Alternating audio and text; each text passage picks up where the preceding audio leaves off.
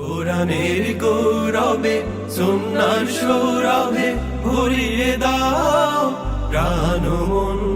তুমি হবে Islamic icon, Islamic icon. আসসালামু আলাইকুম রহমতুল্লাহ। ওয়ালাইকুম আসসালাম ওয়া রাহমাতুল্লাহি ওয়া বারাকাতুহু। আব্দুল্লাহ কেমন আছেন?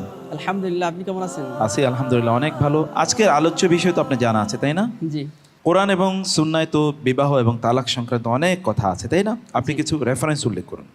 আল্লাহ রাব্বুল আলামিন 4 নম্বর সূরা নিসার 1 নম্বর এবং 3 নম্বর আয়াতে আল্লাহ রাব্বুল আলামিন বলেন, সূরা রদ 38 নম্বর আয়াত, সূরা নূর 32 নম্বর আয়াত, সূরা তালাক 1 নম্বর আয়াত। এবং আল্লাহ রাসূল সাল্লাল্লাহু আলাইহি ওয়াসাল্লাম এর ব্যাপারে বিভিন্ন জায়গায় বর্ণনা করেন, যেমন সহিহুল বুখারী 5070 নম্বর হাদিস, সহিহুল মুসলিম 1400 নম্বর হাদিস, মুসনাদে আহমদ 4033 নম্বর হাদিস, সহিহুল বুখারী রাসূল সাল্লাল্লাহু আলাইহি ওয়াসাল্লাম অন্য আরেক জায়গায় বলেন, সেটা হচ্ছে 5075 নম্বর হাদিস। মাশাআল্লাহ, একটি কোরআনের আয়াত বলুন তো। আল্লাহ রাব্বুল আলামিন সূরা তালাকের 1 নম্বর আয়াতে বলেন, তার নবীকে উদ্দেশ্য করে, ইয়া আইয়ুহান নবী ইযা তাল্লাকতুমুন নিসা ফাতাল্লিকুহুন্না লিইদ্দাতিহিন্না ওয়া আহসুল ইদ্দাহ। অর্থ কি?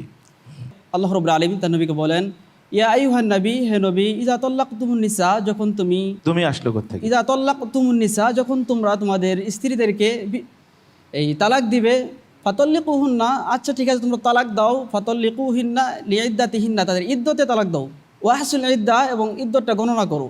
আচ্ছা, মাশাআল্লাহ। প্রেক্ষাপটটা কি এই আয়াতের? প্রেক্ষাপটটা হচ্ছে যে ইবনে ওমর রাদিয়াল্লাহু তাআলা আনহু, আব্দুল্লাহ ইবনে ওমর রাদিয়াল্লাহু তাআলা আনহু তার স্ত্রীকে তালাক দিলেন হায়েজ অবস্থায়।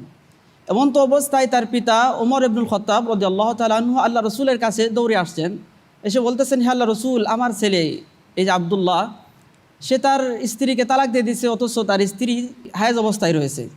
এমন তো অবস্থায় আল্লাহ রসুল সাল্লাল্লাহু আলাইহি ওয়াসাল্লাম বললেন যে তুমি তাড়াতাড়ি যাও, তাকে বলো, তাকে ফিরিয়ে নিতে বলো, তার স্ত্রীকে ফিরিয়ে নিতে বলো।